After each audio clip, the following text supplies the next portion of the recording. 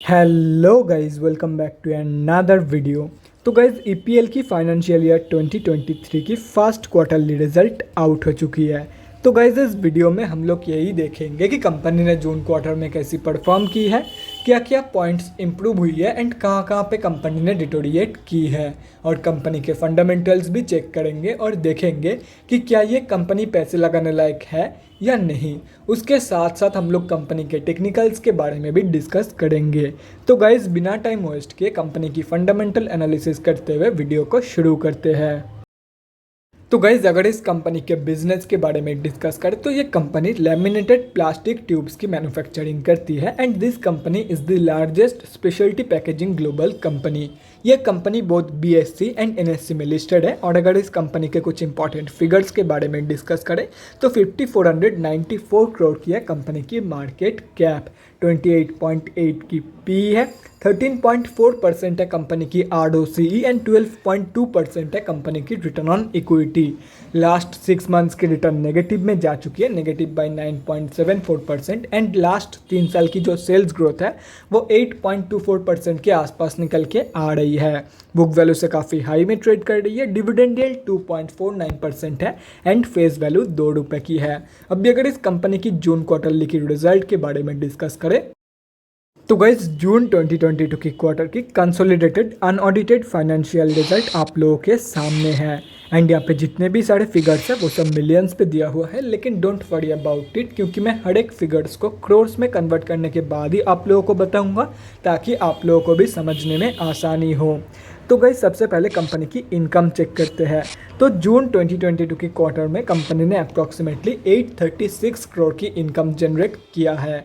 और अगर ये मार्च 2022 की क्वार्टर एंड जून 2021 की क्वार्टर से कंपेयर किया जाए तो मार्च 2022 की क्वार्टर में कंपनी ने 882.4 करोड़ की इनकम जनरेट किया था एंड जून 2021 की क्वार्टर में 804.4 करोड़ की इनकम।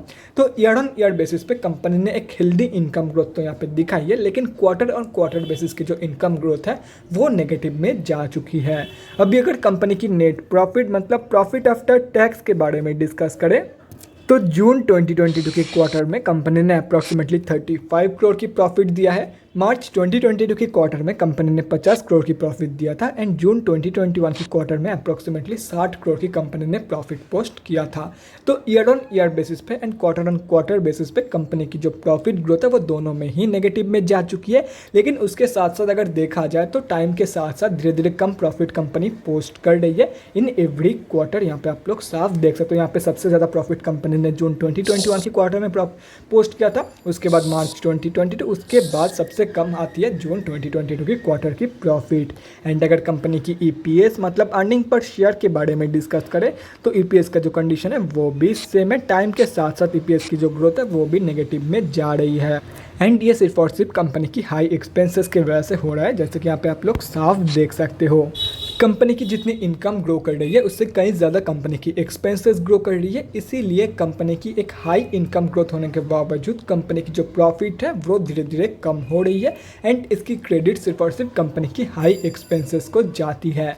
तो अगर ओवरऑल देखा जाए तो जून 2022 के क्वार्टर में कंपनी ने सिर्फ और सिर्फ एक ही जगह पे पॉजिटिव ग्रोथ दिखाई है एंड वो है जून 2022 के क्वार्टर में ईयर ऑन ईयर बेसिस की इनकम।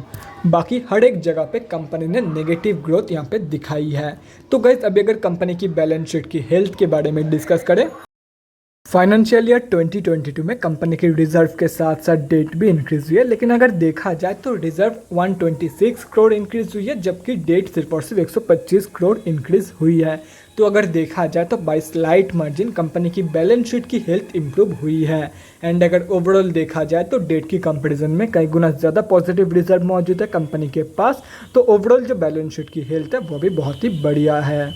अभी अगर कंपनी के कैश फ्लोज के बारे में डिस्कस करें तो कैश फ्लोज की जो कंडीशन है वो भी इम्प्रूव हुई है इन फाइनेंशियल ईयर 2022।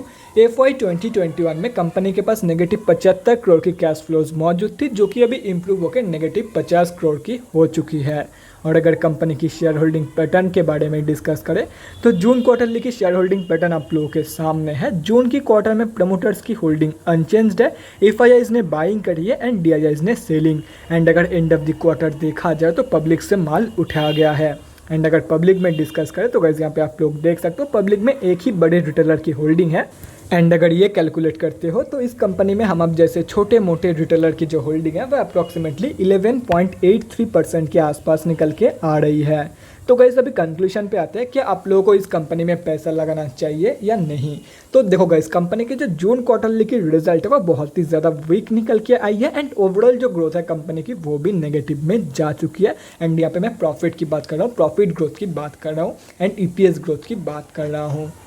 एंड किसी भी कंपनी में पैसा लगाते टाइम हम लोगों को सिर्फ और सिर्फ मेनली प्रॉफिट एंड EPS ही चेक करना चाहिए। तो यहाँ पे वो दोनों ग्रोथ ही नेगेटिव में जा चुकी है। तो ऐसे में मैं आप लोग को बिल्कुल भी सजेस्ट नहीं करूँगा कि इस कंपनी में आप लोग पैसा लगाओ। बाकी अगर कंपनी के ऊपर भरोसा है then you can definitely go for it. Otherwise सिर्फ और सिर्फ फंडामेंटल्स देख के जून क्वार्टर की ग्रोथ देख के मैं आप लोगों को बिल्कुल भी सजेस्ट नहीं करूँगा इस कंपनी में आप लोग पैसा लगाओ, चाहे वो शॉर्ट टर्म के लिए हो या तो फिर लॉन्ग टर्म के लिए। अभी अगर कंपनी की टेक्निकल्स के बारे में डिस्कस करें तो गाइस यहाँ पे हम लोग आ चुके हैं NSE के डेली चार्ट पे। सबसे पहले ये समझते हैं कि कंपनी में अभी चल क्या रहा है। तो गाइस जून क्वार्टरली की रिजल्ट आउट होने के बाद ये कंपनी आज 7.5% ऑलमोस्ट डाउन थी एंड आज कंपनी में ज़बरदस्त सेलिंग हुई है, जैसे कि यहाँ पे आप लोग देख सकते हो। एंड अगर ओवरऑल देखा जाए तो कंपनी पिछले 4-5 महीने से एक ही रेंज के अंदर कंसोलिडेट कर रही है।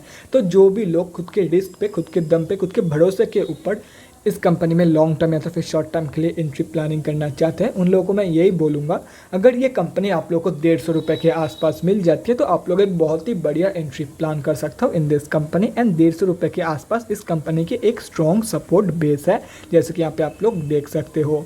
और रही बात स्विंग ट्रेडर्स की, तो गाइज मैं आप लोग को यही बोलूँगा, अगर आप लोग बिगिनर हो तो इस कंपनी में स्विंग ट्रेड प्लान मत करना। बाकी अगर आप लोगों के पास थोड़ा बहुत भी एक्सपीरियंस है आप लोग प्रॉफिटेबल ट्रेड ले सकते हो।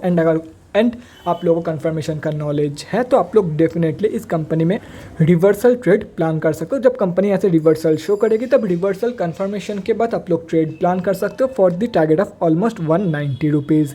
तो guys that's it for this video. अगले वीडियो में मिलते हैं गाइज। Thanks for watching. और गाइज अगर आप लोगों के मन में कोई भी डाउट या क्वेरी रहती है स्टॉक मार्केट या किसी भी स्टॉक से रिलेटेड तो कमेंट सेक्शन में कमेंट करके मुझसे पूछ सकते हो, या तो फिर मेरे इंस्टाग्राम का लिंक आप लोगों को डिस्क्रिप्शन बॉक्स में मिल जाएगा, जाके वहाँ पर ही मुझे DM कर सकते हो for an one-on-one conversation. Thanks again for watching guys. Bye guys, and definitely guys stay safe.